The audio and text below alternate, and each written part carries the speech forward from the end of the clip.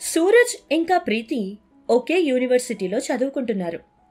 ప్రీతి అందం, అణుకువ ఉన్న తెలివైన అమ్మాయి. అంతేకాదు వాళ్ల నాన్న పెద్ద బిజినెస్ మ్యాన్. తను మాస్టర్స్ పూర్తి చేయగానే వాళ్ల కంపెనీకే తనని ఎండీ చేయాలని అనుకుంటాడు. సూరజ్ని ప్రేమిస్తున్న ప్రీతి టార్గెట్ మాత్రం తనని ఎలా అయినా పెళ్లికి ఒప్పించడమే. ప్రీతికి అన్నీ ఉన్నా తనే తన వెంట పడుతున్నా సూరజ్ మాత్రం ప్రీతిని దూరం పెడుతూ ఉంటాడు.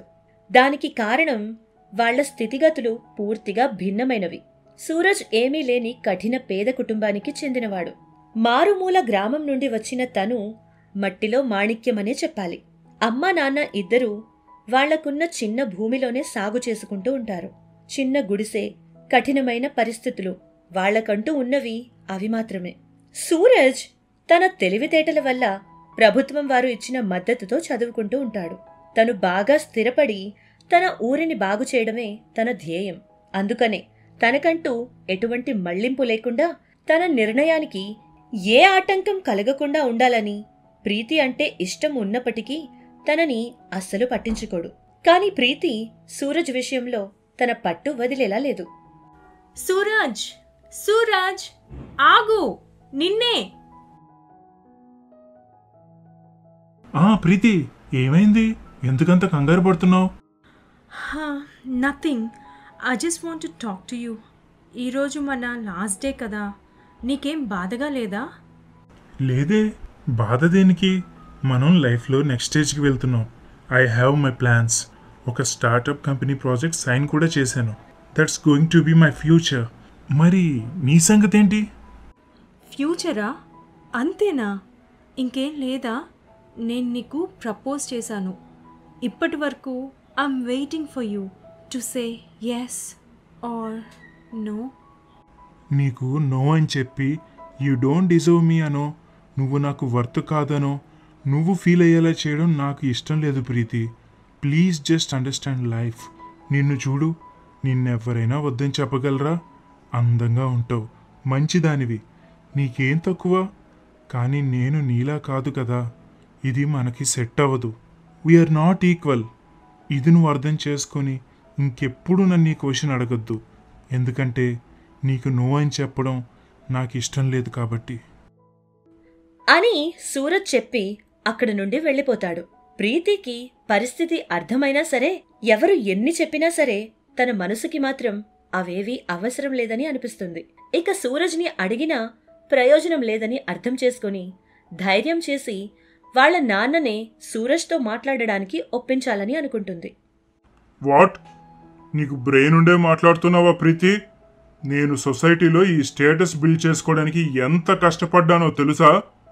ఈ కంపెనీ, మన బిజినెస్, ఇవి నా ప్రయారిటీలు. అసలు నీ మ్యారేజ్ ఎప్పుడు చెయ్యాలో, ఎలా చెయ్యాలో, ఎవరితో చెయ్యాలో డిసైడ్ చేయాల్సింది నేను. నువ్వు వెళ్ళి వాణ్ణి బ్రతిమలాడమంటున్నావు? Do you make any sense? Oh, so మీ ప్రయారిటీలో నేను లేనన్నమాట. బాగుంది డాడ్. నేను అలా కష్టపడ్డాను, ఇలా కష్టపడ్డాను, బాటమ్ నుండి పైకొచ్చాను. So this is all bullshit. ఈరోజు నువ్వు ఈ స్టేజ్లో ఉండి సూరజ్ని తక్కువగా చూస్తున్నావు.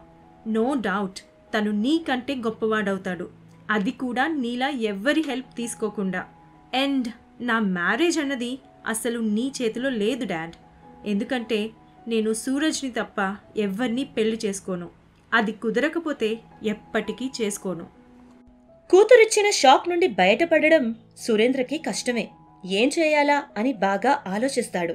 ఓ పక్క కూతురంటే ప్రేమ, తనని వద్దంటే ఎక్కడ దూరమవుతుందోనన్న భయం. చూస్తూ చూస్తూ కూతురిని సూరజ్కిచ్చి పెళ్లి చేయడం అయితే అస్సలు ఇష్టం లేదు. అందుకే ఇంకోవైపు నుండి నరుక్కుంటూ రావాలని అనుకుంటాడు. కూతురిని తీసుకొని మారుమూల గ్రామమైన సిరిపల్లికి వెళ్తాడు. కొంత దూరం కారు వెళ్లిన తర్వాత అక్కడ వాళ్ల కార్ బురదలో ఇరుక్కుపోతుంది. దానివల్ల ఎడ్లబండి మీద వెళ్తారు. అప్పుడే పొలం పనులు చేసి మురికి దుస్తులతో ఉన్న సూరజ్ తల్లిదండ్రులను కలిసి ప్రీతి అక్కడ లేని సమయం చూసి వాళ్లతో ఇలా మాట్లాడతాడు. చూశారా మా అమ్మాయిని? కోట్లకి వారసురాలు. ఏం లేని మీ అబ్బాయి తనకి సరిపోతాడని భ్రమపడుతుంది. నేను కాదంటే చాలా బాధపడుతుంది. మీరైనా తనకు అర్థమయ్యేలా కొంచెం చెప్పండి. లేదంటే మీ పరిస్థితి ఇంతకంటే నీచంగా అయితే బాగోదేమో, ఆలోచించండి ఒకసారి. మీలాగా ఆస్తులు అంతస్తులు మాకేటీ లేవయ్యా. అవి మాకు అవసరం కూడా లేదులేండి.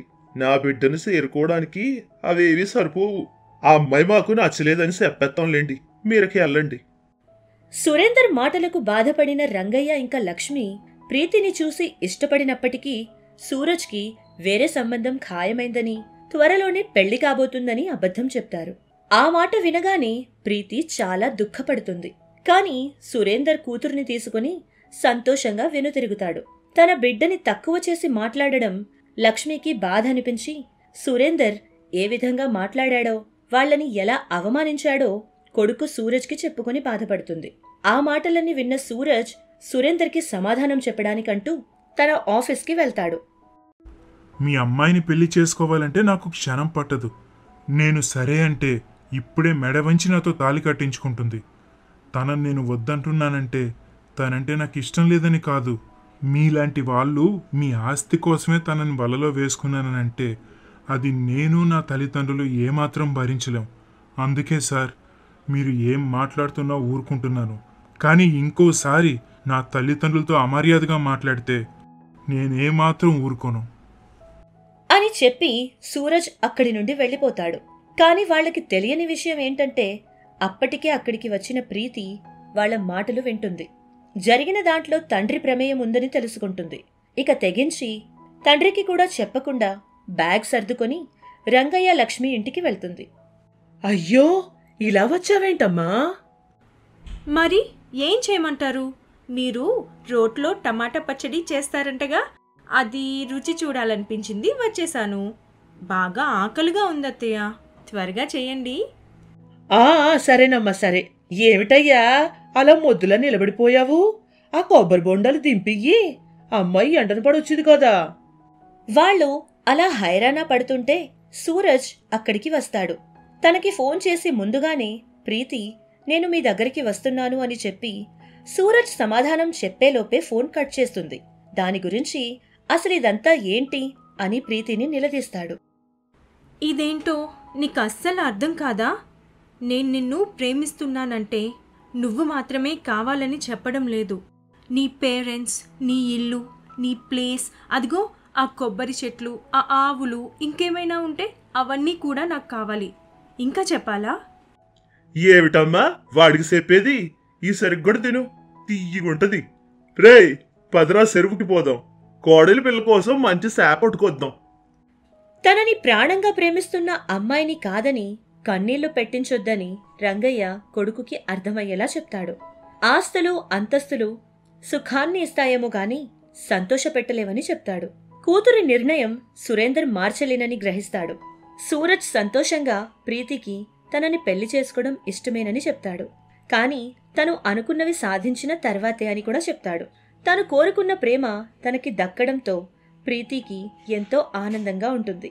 సూరజ్ తను అనుకున్న ప్రాజెక్టులు సక్సెస్ చేయటం, పెద్ద వ్యాపారాల్లో పార్ట్నర్షిప్లు కుదరటం, అతి తక్కువ సమయంలోనే పెద్ద బిజినెస్ మ్యాన్గా ఎదిగాడు. తన ఊరి బాగోకులు చూసుకుంటూ తల్లిదండ్రులు గర్వించేలా, తను ప్రేమించిన అమ్మాయి నమ్మకాన్ని నిలబెట్టేలా సాధించి చూపించాడు.